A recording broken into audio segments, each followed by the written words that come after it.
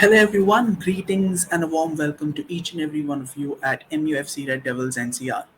Before I start with today's video, and sure enough, there is a lot of stuff that we will be covering in regards to this video and the topic and the main matter of the video. Would request each one of you to please go ahead and subscribe to our channel before tuning in. We are very close to our landmark of 2,500 subscribers on YouTube, and we would love for you to come on board. Do subscribe to our channel. Also, please do not forget to like our video as well, and also share this video to as many Man United fans as possible. Your support is really appreciated, and we would love you to be a part of our ever growing journey where we will keep on coming out with more content like this. So back into the matter at hand. So it's been an eventful week as far as United is concerned. The men's team won against Wolves 2-0. The women's team unfortunately fell at the final hurdle as far as the FA Cup final is concerned. And all in all, it's been a very eventful week with a lot of takeover talks, with a lot of new transfer rumors coming out, and with a few news from inside the club as well. So let's start with the most primary piece of news that has come out, and that is regarding Napoli's Min-jae. The South Korean defender has been one of Europe's most consistent and one of Europe's best defenders this season, in what is part of the stingiest defense in Serie A in terms of Napoli, who recently won the Serie A title as well. So there is a Naples-based newspaper called Il Mattino, which has gone ahead to report that Man United have agreed terms and have agreed a deal with Kim Min-jae. The price for the deal is 60 million, and United and the defender have agreed personal terms, have agreed the terms of a salary, so on and so forth, is what the newspaper claims to be done. And centre back has kind of been one of the areas that we need strengthening, especially because of the fact that Maguire has been told to find a new club as per various sources regarding that. So that's one thing done. However, not many people are pretty convinced about this news breaking out. People do believe that it is either a ploy by Kim's agent to eke out a new contract out of Napoli, or this is a hardball tactic by Napoli themselves to make sure that United pay a larger chunk of money.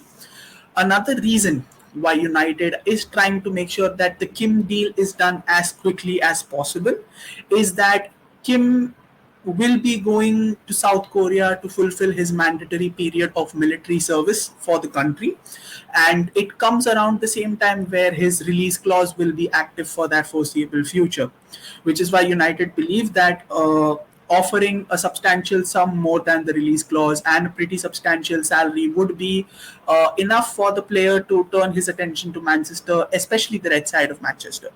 The salary being quoted is somewhere around 7 million euros a year, and I think it would be it would be a pretty good signing because a centre back is something that we need, and with the way Kim has played this season, he's been very composed. He's been one of the strong defenders.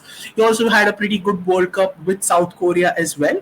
So I don't see anything wrong as far as the Kim signing is concerned. Whether or not the publication at Il Mattino is true or no remains to be seen. However, just recently, Fabrizio Romano himself has come up with an update regarding Kim's situation, which means, and the situation is as it was, that so far there has been no advancement as far as negotiations are considered. He's gone on to say that United do want Kim. They're offering a good package, but Napoli themselves are equally interested to make sure that he signs a contract extension with Napoli, because Napoli have confirmed Champions League football with winning the Serie A, and they are defending Serie A champions as well. So they believe that could be enough for him to convince Kim to stay at Naples, where he's got something of a cult following after the exploits of this season. So while I believe Kim will be joining, I don't believe in the truth of the matter that the deal is totally done. We are currently favorites to land him, and I think this is something that will be going on throughout the course of the summer. Going to a next piece of news, this is regarding David Raya, the Brentford keeper. So it seems like David Raya will be on the move in the summer. with a host of clubs lining up for his services, and Man United being one of them. So it is reported, and I think Fabrizio himself has confirmed the news that Brentford have gone ahead and secured the services of keeper Mark Flecken.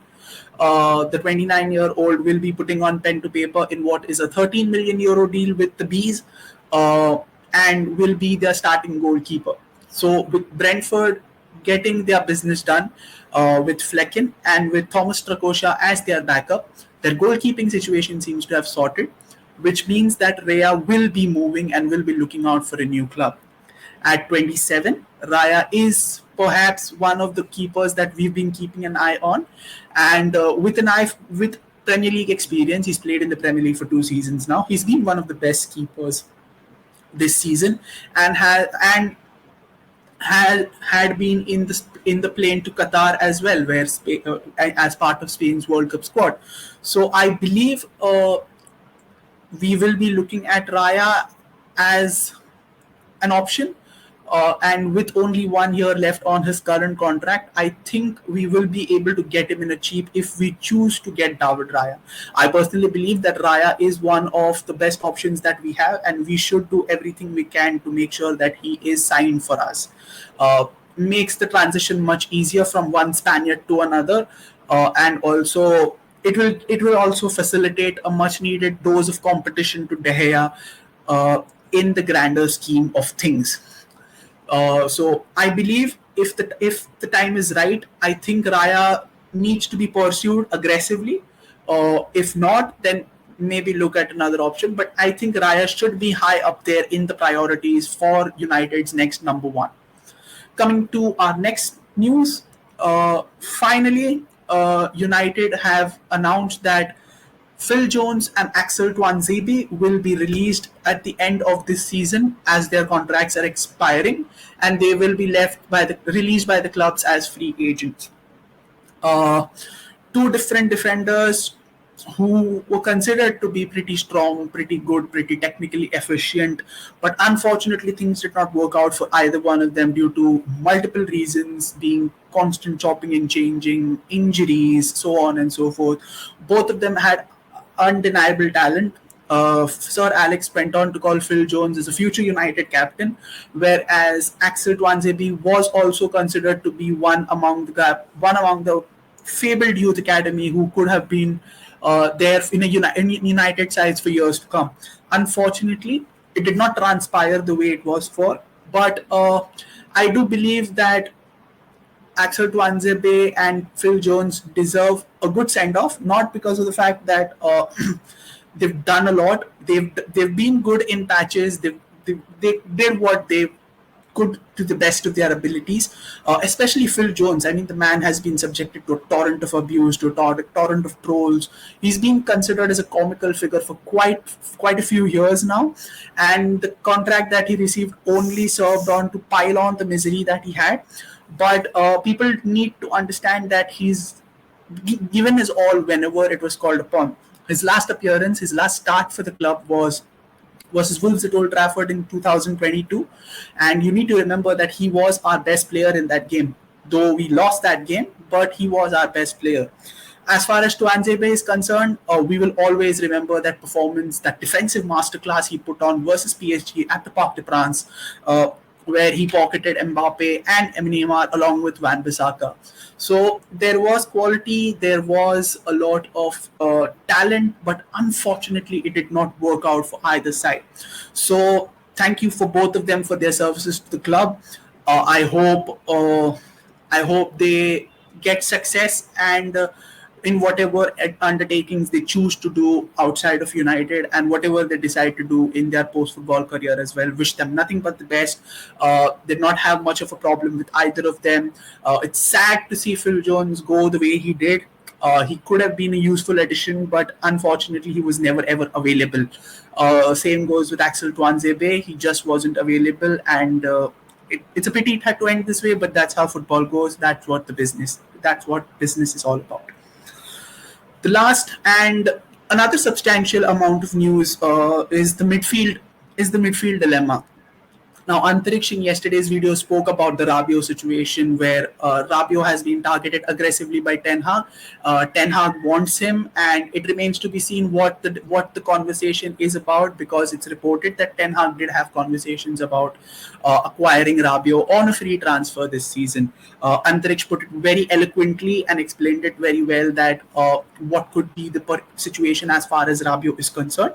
But apart from Adrian Rabiot, there are a few options that have been floated around. One being Mateo Kovacic from Chelsea, the other being Amadou Onana from Everton, and of course the option that's seeking more attention currently, that's Romeo Lavia from Southampton, who've already been relegated. So now there are 4 midfield options, out of which Antariksh has already spoken about one in his previous video. I'll be talking about the other 3. Kovacic is a perpetual winner, a Champions League winner, and has been representing on the high stages of football for quite a while. He's a finalist with Croatia, he's a World Cup semi-finalist with Croatia as well. So he has a lot of experience.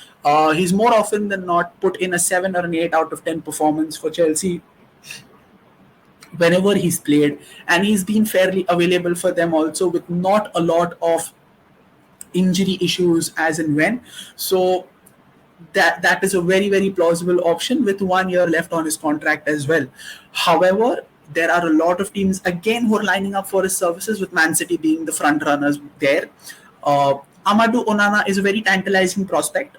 He can play as a 6, he can play as a number 8. He has the running. He has a good shot on him. He can break up plays also. So he's a pretty balanced perspective. He's been one of the very few bright lights in a dismal Everton season this year, and he has been one of their best performers. As far as Romeo Lavia is concerned, his talent is there for everyone to see. He has basically been Southampton's best player this season, and his performances have been the only silver lining in a cloud that has otherwise been threatened and being destroyed by relegation. So, out of the 4, which midfielder would be the correct choice? I think Lavia is definitely one of them, because I think Lavia is definitely one. Because of his age, and he can be a very, very quality backup for Casemiro as that number 6 position. As far as the number 8 is concerned, it is a pretty good toss-up between all the other 3, as in Kovacic, Onana, and Rabiot. But I believe Kovacic and Onana could be the ones that we could look for. Kovacic, because of his ability to win and his know-how in the big situations, as well as his rugged physicality in the middle of the park, which is something that we've been missing. He also is a much better progressor of the ball, is a much more creative influence, a much more creative outlet than maybe you say a Fred or a McTominay. It also helps ease the pressure on Eriksen, who we all know at this point cannot play more than 60 or 65 minutes due to his complications. As far as Onana is concerned, he has time on his side. He's a pretty raw prospect. He's a good quality prospect as well. His tireless engine and his tireless work rate could be a factor in our favor. So I think if it is the right price point, you could go ahead and go for Onana as well. But with the limbo, the takeover problems, so on and so forth, I believe the best option, or the management would come to a conclusion to go ahead and go for either one of Kovacic or for Rabiot, only because of the fact that Rabiot is a free signing. He's had a pretty decent season, not to forget. He's had a good World Cup for France. He's had a pretty good season for Juve as well. But there is a set of additional baggage that he carries, which could be detrimental to our next level of progression as far as the club is concerned. So I am not that in favor of Adrian Rabiot, but once again, I will stick by with what the manager decides and what the manager thinks is right for the club. So as far as the midfield rumor mill is concerned, my